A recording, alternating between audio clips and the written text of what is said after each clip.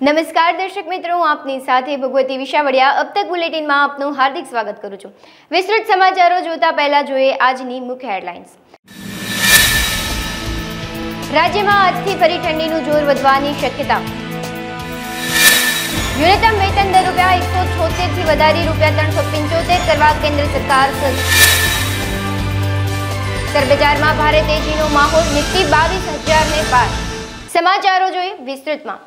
આજે ગુજરાતવાસીઓ ઉત્તરાયણની ઉજવણી કરી રહ્યા છે। ઉત્તર ભારતમાં ઠંડીનો પ્રકોપ વધવાની સાથે ગુજરાતમાં પણ આજે ઠંડીનો ચમકારો વધ્યો છે।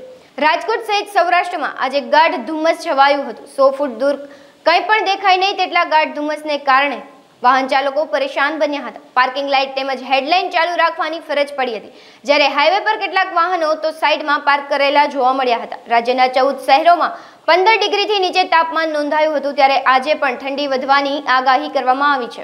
કેન્દ્ર સરકાર લઘુત્તમ વેતન દરની બાબતની તપાસ કરી ઉચ્ચ સ્તરીય નિષ્ણાંત પેનલની ભલામણોને અપનાવીને સામાન્ય ચૂંટણીઓ પહેલા સમગ્ર દેશમાં લાગુ પડતા ઉચ્ચ ફરજિયાત લઘુત્તમ વેતન દરને નિશ્ચિત કરી રહી છે। જૂન 2024 સુધીના 3 વર્ષના સમયગાળા માટે વર્ષ 2021માં રચાયેલ એસપી મુખર્જીની આગેવાની હેઠળની નિષ્ણાંત સમિતિ ટૂંક સમયમાં તેનો અહેવાલ સુપરત કરે તેવી અપેક્ષા છે અને એપ્રિલ-મે દરમિયાન થનારી ચૂંટણી પહેલા નવા ન્યૂનતમ વેતન દરને સૂચિત કરવામાં આવી શકે છે।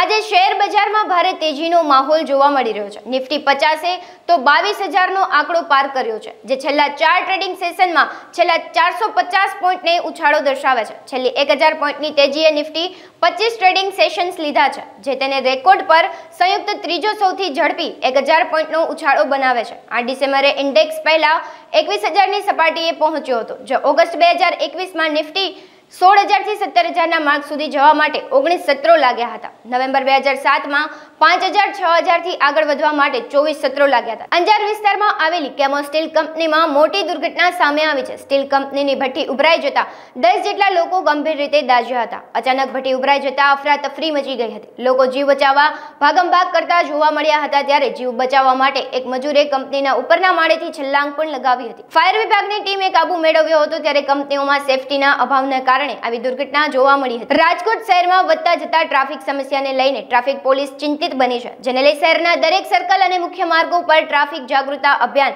આજથી શરૂ કરવામાં આવ્યું છે। આ અભિયાન આજથી શરૂ કરી 15 ફેબ્રુઆરી સુધી ચલાવવામાં આવશે અને આ ઉપરાંત શહેરની જાહેર જનતાને મુખ્ય અવેરનેસ જાગૃતતા માટે હેલ્મેટ અને નંબર પ્લેટ માટે જાગૃત કરવામાં આવશે। દરેક સર્કલ અને મુખ્ય માર્ગો પર લોકોને ટ્રાફિક સમસ્યા શું છે, તેના માટે શું કરવું અને શું ન કરવું વગેરે જાણકારી આપવામાં આવશે। આજરોજ 1 માસ જેટલું તારીખ 15/2/2024 સુધીના ટ્રાફિક સલામતી મંથ આજે શરૂ થયા છે, જેના અંતર્ગત બાઇક રેલીથી અમે આજ આ કાર્યક્રમનો શરૂઆત કરી છે। આ 1 માસ દરમિયાન રાજકોટના વિભિન્ન સંસ્થાઓ જેમ કે યંગ ઇન્ડિયન છે અને બીજા અન્ય સંસ્થાઓ સાથે વિભિન્ન કાર્યક્રમો યોજવામાં આવશે। 17 થી 24 તારીખે જે રેસકોર્સ ખાતે રામકથાનું આયોજન છે, એના અંદર પણ ટ્રાફિકની સ્ટોલો મૂકવામાં આવશે। સ્કૂલોમાં, કોલેજોમાં વિભિન્ન કોમ્પિટિશન તથા રાજકોટ શહેરના અલગ અલગ જગ્યાઓ ઉપર વિભિન્ન કાર્યક્રમો યોજવાનું આ ટ્રાફિક પોલીસની એના કાર્યક્રમ યોજવામાં આવશે। આ માસ દરમિયાન કોશિશ કરવામાં આવશે કે ટ્રાફિકના જેટલી સલામતીના વિષય છે બધાને લોકોને જાગૃત કરીએ અને ધ્યેય એ છે કે લોગ રોડ પર સલામત રહે, આપણા જે રોડનો અકસ્માત છે એ ઓછા થાય અને લોકો ટ્રાફિકના નિયમો પાલન કરતા થાય। આ ટ્રાફિકની ડ્રાઈવ છે એ સતત ડ્રાઈવ રહેવાની છે, કારણ કે એ માત્ર 1 માસનો જે કાર્યક્રમ છે એ એક જાગૃતિ માટે કાર્યક્રમ છે। એ પછીના જે કાર્યક્રમો છે એ એન્ફોર્સમેન્ટના માટે છે। રાજકોટ મ્યુનિસિપલ કોર્પોરેશન સાથે વિભિન્ન જગ્યાઓ ઉપર જે રોડ એન્જિનિયરિંગની બાબતો છે એ પણ હાથ ઉપર લેવાના છે અને અમે ઉમ્મીદ કરીએ છીએ કે આવતા માસોમાં જે રાજકોટ ટ્રાફિકની સમસ્યાઓ છે એના અંદર કંઈ આપણે ઉકેલ લઈ શકાય। રાજકોટના કાગદડી ખાતે સ્વામિનારાયણ ગુરુકુળ સંચાલિત કન્યા ગુરુકુળનો શિલાસ્થાપન મહોત્સવ યોજાયો હતો। વસંતભાઈ આસોદરિયાએ 20 વીઘા જમીન સંસ્થાને ગુરુકુળ કન્યા માટે દાન આપી છે। તેની આશરે કિંમત 20 કરોડ છે। તેના ભૂમિપૂજનમાં રાજ્યપાલ આચાર્ય દેવવ્રત, કેન્દ્રીય મંત્રી પરસોત્તમ રૂપાલા, સાંસદ રમેશ ધડુક, સાંસદ રામભાઈ મોકરિયા, સાંસદ મોહન કુંડારિયા, એમએલએ દર્શિતાબેન, મેયર નયનાબેન ખાસ ઉપસ્થિત રહ્યા હતા। अब तक चैनलना दर्शक मित्रों ने श्री स्वामीनारायण गुरुकुल देबर रोड राजकोट संस्थान थी प्रभु स्वामीना सौने जय स्वामीनारायण। आज 13મી તારીખે श्री स्वामीनारायण गुरुकुल राजकोट प्रेरित श्री स्वामीनारायण कन्या गुरुकुल एनो समारोह योजाई रहेलो छे। शिला स्थापन समारोह में गुजरातना महामहिम राज्यपाल श्री आचार्य देवव्रतजी તેમજ કૃષિ મંત્રી કેન્દ્ર સરકારના મિસ્ટર પુરુષોત્તમભાઈ રૂપાલા એ ઉપસ્થિત રહ્યા છે।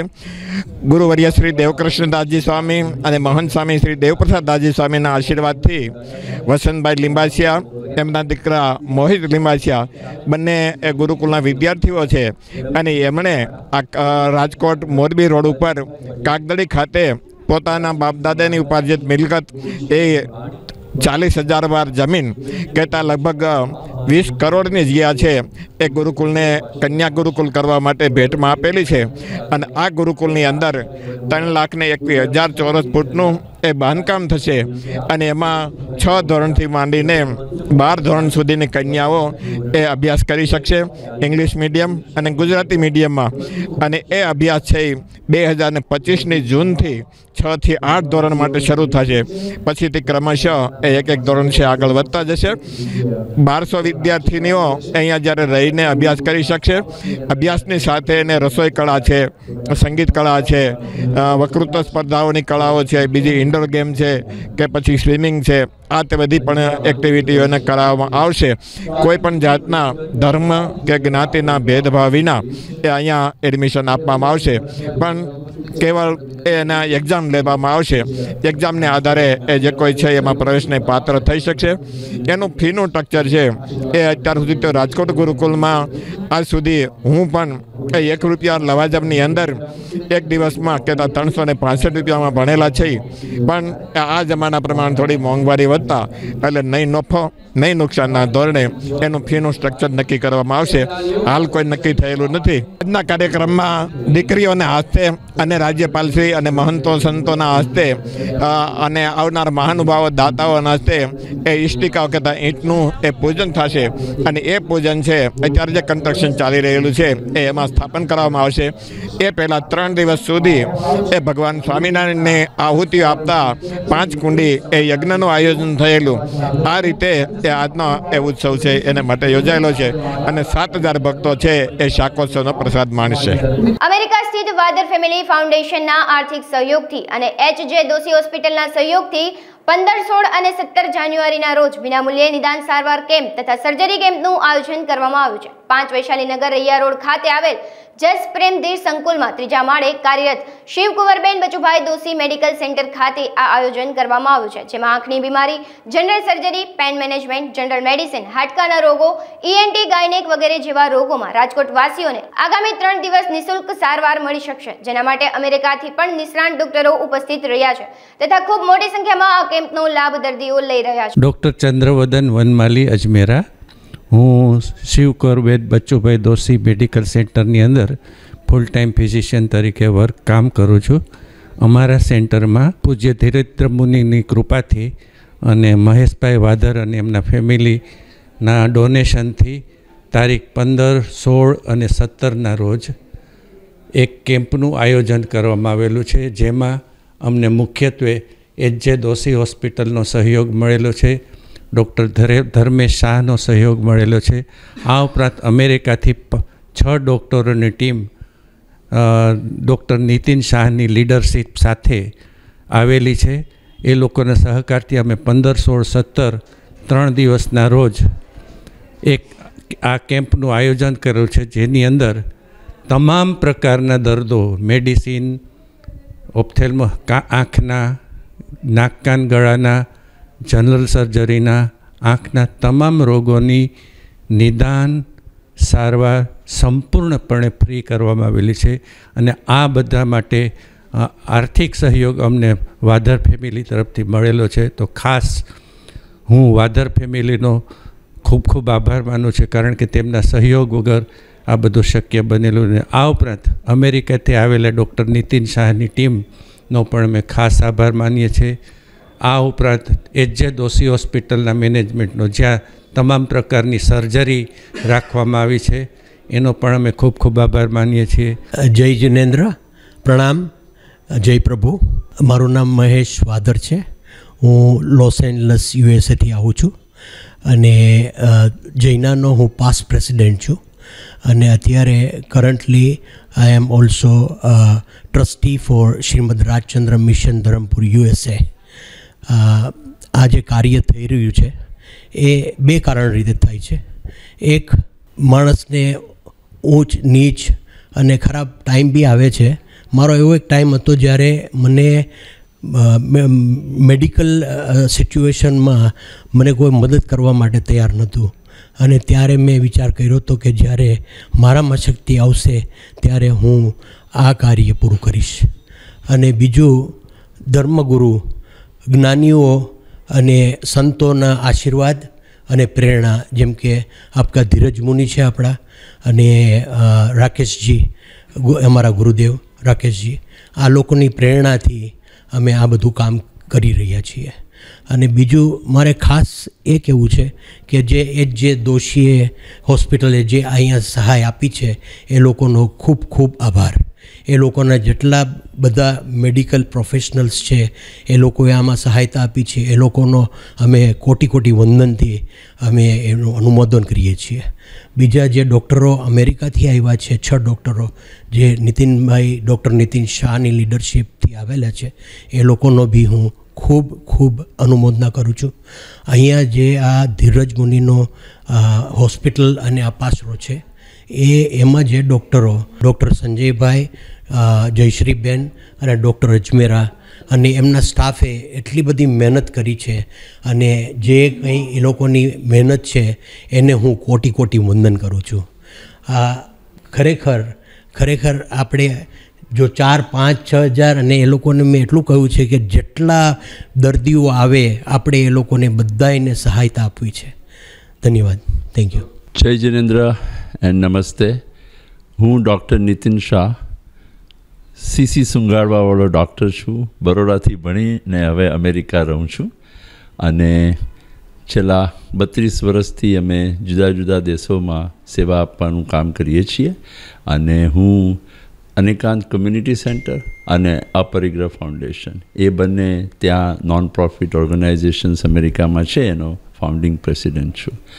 અહીંયા આગળ એમને રાજકોટ લાવવા માટે વાદર ફેમિલીએ રિક્વેસ્ટ કરી અને હેલ્પ કરી અને અહીંયા આગળ ડૉક્ટર સંજયભાઈ, ડૉક્ટર અજમેરા અને HJ દોશીના નેતૃત્વ હેઠળ અમે કામ કરીશું 3 દિવસ.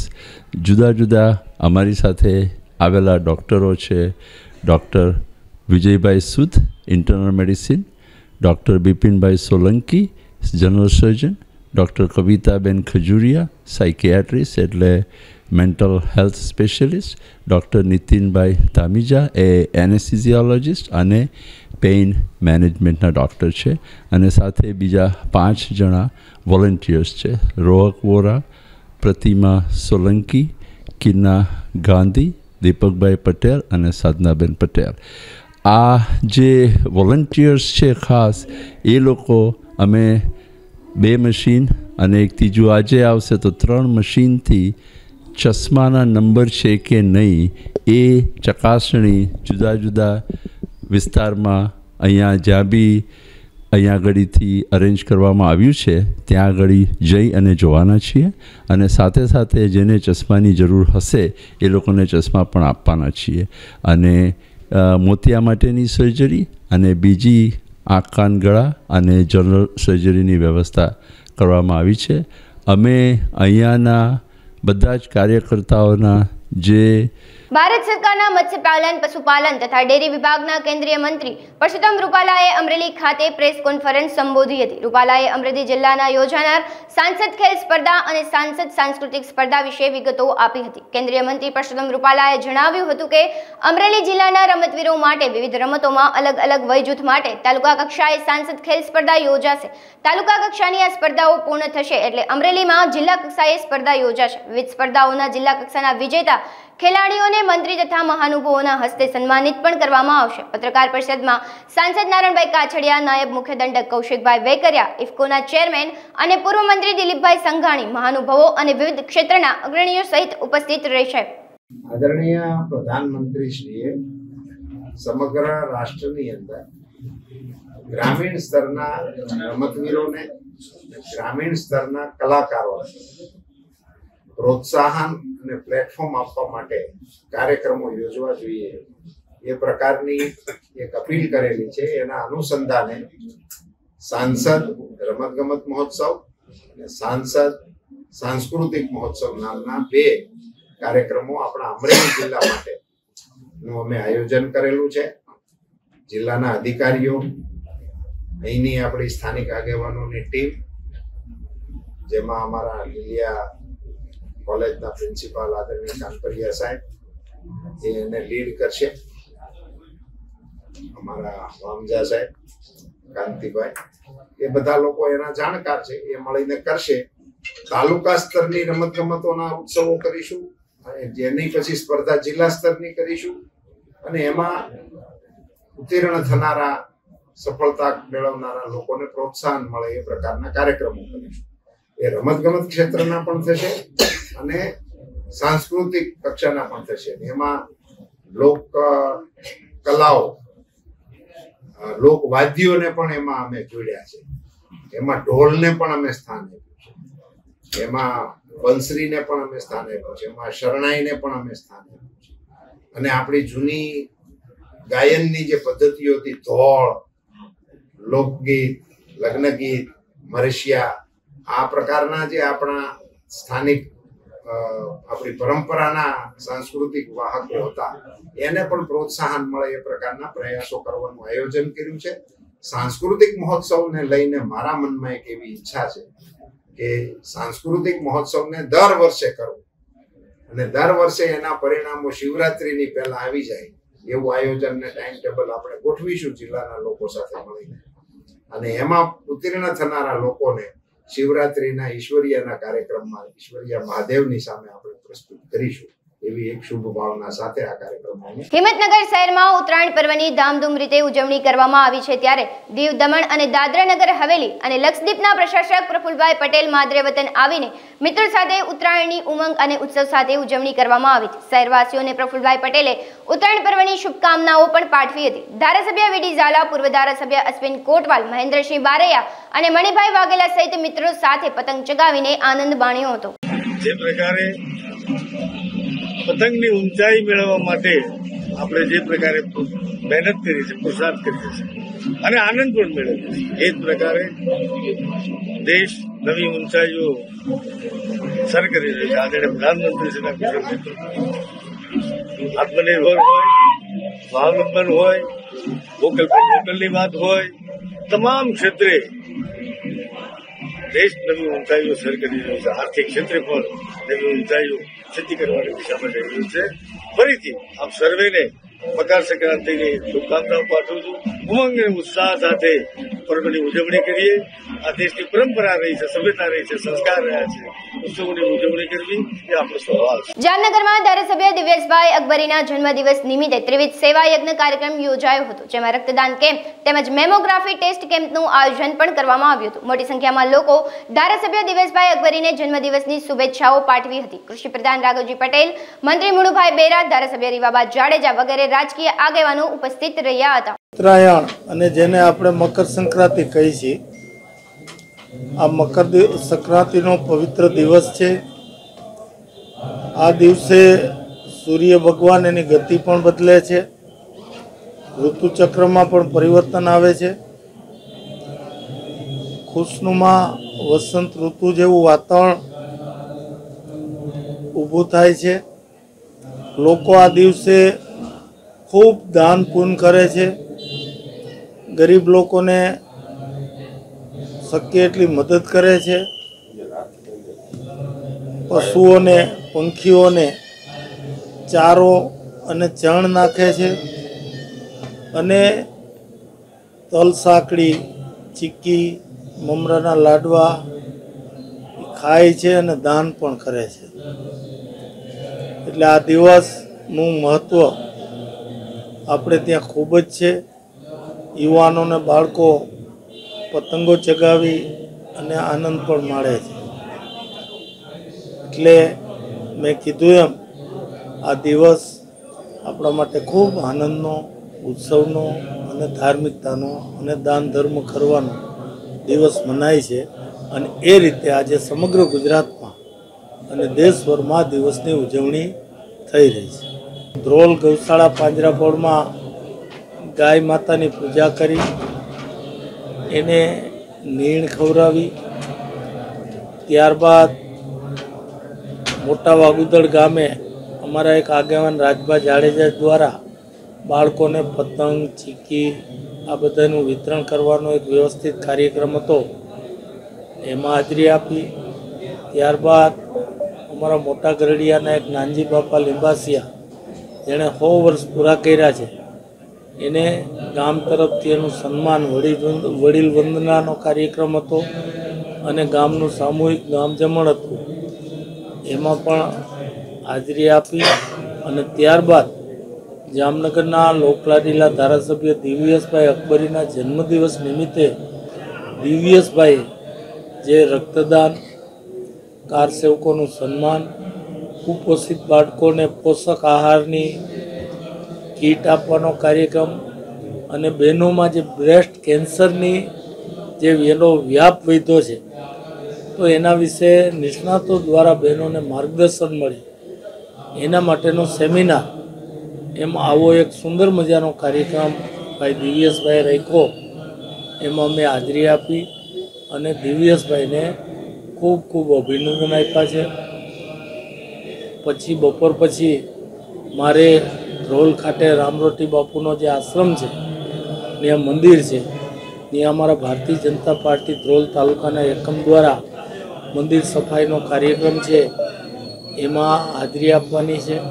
અને બપોર પછી સાંજે રાજકોટ ખાતે સદભાવના ટ્રસ્ટના જીવદયા અને લગતે કાર્યક્રમમાં હાજરી આપી અને હું ગાંધીનગર રાત્રે પહોંચી જવાનો છું. ભારતીય જનતા પાર્ટીના ધારાસભ્ય તરીકે મારી સાથે કાર સેવકોની એક ટીમ લઈ અને 6 ડિસેમ્બર 1992ના રોજ અયોધ્યા ખાતે ગયો હતો. કાર સેવકોનું જે લાખોની સંખ્યામાં ભગવાન રામના જન્મસ્થળની જે ભૂમિ હતી ને એકત્રિત થયા હતા, એ પૈકી હું પણ હતો. ત્યાં સાધ્વી ઋતુંબરા, ઉમા ભારતીજી, આચાર્ય ધર્મેન્દ્ર પ્રધાન એક બાજુ ભાષણો કરતા હતા, બીજી બાજુ કાર સેવકો ગુંબજ ઉપર ચડી ગયા હતા.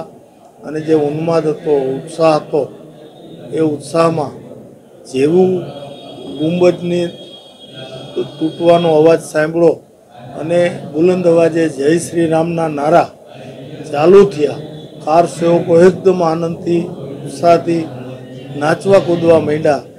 એવા સમયે મને બીક લાગી કે હવે તોફાન થશે, એટલે મેં પ્રયાણ કર્યું બહાર નીકળવાનું. અને અમારી ટીમ પછી ત્યાંથી પરત આવવા માટે રવાના થઈ ગઈ.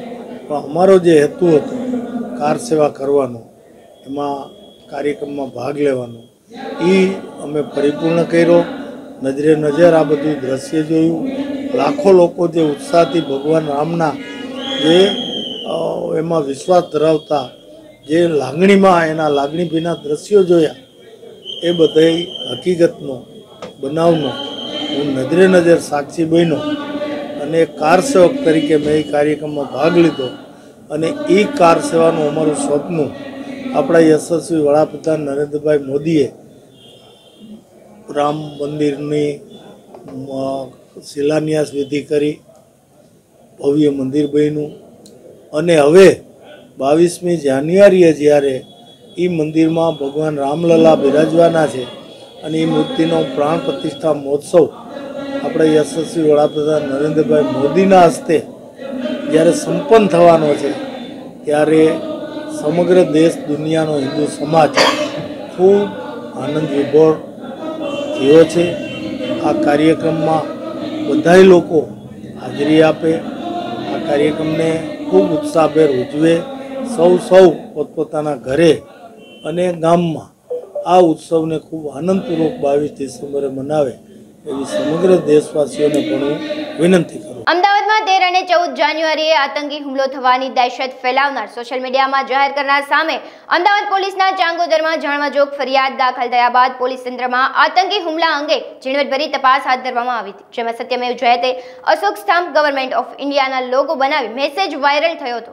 આતંકી હુમલાનો ભય દર્શાવીને અમદાવાદ ખાલી કરવાનો મેસેજ સોશિયલ મીડિયામાં વાયરલ કરનાર અમરેલીનો શ્રેણીક શાહ સામે અમરેલી એસઓજીએ ફરિયાદ નોંધી વધુ તપાસ હાથ ધરી છે અને ધરપકડ પણ કરી છે. બનાવની હકીકત એ પ્રકારની છે કે અમદાવાદના ચાંગોદર પોલીસ સ્ટેશનમાં એક જાણવાજોગ દાખલ થઈ હતી, જેમાં અશોક સ્તંભ અને ગવર્મેન્ટ ઇન્ડિયાનો લોગો બનાવી નીચે અમદાવાદમાં 13 અને 14 તારીખે બ્લાસ્ટ થવાના છે એ પ્રકારનો મેસેજ કરી એ દિવસે અમદાવાદ ખાલી કરી દેવું એ પ્રકારનો મેસેજ વાયરલ કર્યો હતો.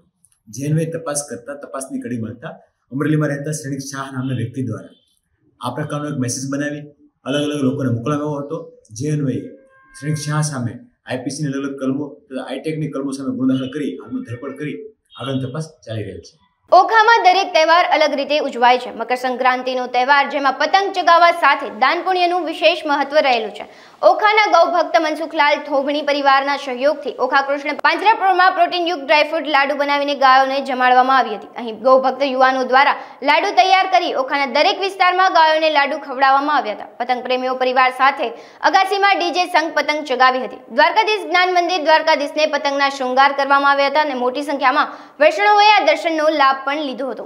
દ્વારકા જિલ્લાના ઓખા શહેરમાં આમ તો દરેક તહેવારો ધામધૂમથી ઉજવવામાં આવશે, જેમાં ધાર્મિક તહેવાર હોય કે અન્ય કોઈ તહેવાર હોય, પણ ઓખાની અમારી જનતા અને અમારું ગ્રુપ ખૂબ સારી રીતે બધા તહેવારો ઉજવે છે. જેમાં તાજેતરમાં આવતીકાલે મકર સંક્રાંતિનો દિવસ છે. મકર સંક્રાંતિમાં સૌ જાણે છે કે દાનપુણ્યનો મહિમા હોય છે. દાનપુણ્યમાં ગાયોને નિર્ણય કોઈ અપંગો ગરીબ વૃદ્ધા બધાને કાંઈક ને કાંઈક દાન કરવાનું હોય છે. પણ અમે તો એક અનેરી આયોજન અમારા ઓખાના થોબાણી પરિવાર શ્રી મનસુખલાલ કરશનદાસ થોબાણી એટલે કે બટુકભાઈના દીકરા મનોજભાઈ પક્કુભાઈ સહિત બધાએ એવું નક્કી કર્યું કે આપણે કંઈક અનેરું કરીએ. તો આજે ગૌશાળામાં ગાયોને ગોળ ભૂસા સાથે સૂકા મેવો ડ્રાયફ્રૂટ લાડુ બનાવી અને ગાયોને ખવડાવવાનું આયોજન કર્યું. આજે 100 જેટલા ગામના યુવાનો ભેગા થઈ ગાયો માટે ગોળ ભૂસા કપાસિયા તેલ અને ડ્રાયફ્રૂટ કાજુ બદામ પિસ્તા નાખી અને લાડુ બનાવ્યા છે. અત્યારે પણ ગાયોને ખવડાવ્યા અને આવતીકાલ સંક્રાંતના પુણ્યકાળમાં પણ ગાયોને આ ડ્રાયફ્રૂટવાળા લાડુ ખવડાવવાનું ખૂબ મોટું આયોજન છે. ખરેખર અમારું અહોભાગ્ય છે. આવું સંક્રાંતના સમયમાં આવો પુણ્યશાળી કામ અમારા હાથે થાય છે, જે ખરેખર એ શ્રેય થોબાણી પરિવારને જાય છે. જય જલારામ, જય રઘુવંશ. હાલ સમાચારોમાં બસ આટલું જ. વધુ સમાચારો જોવા માટે તમે જોતા રહો અબ તક. નમસ્કાર.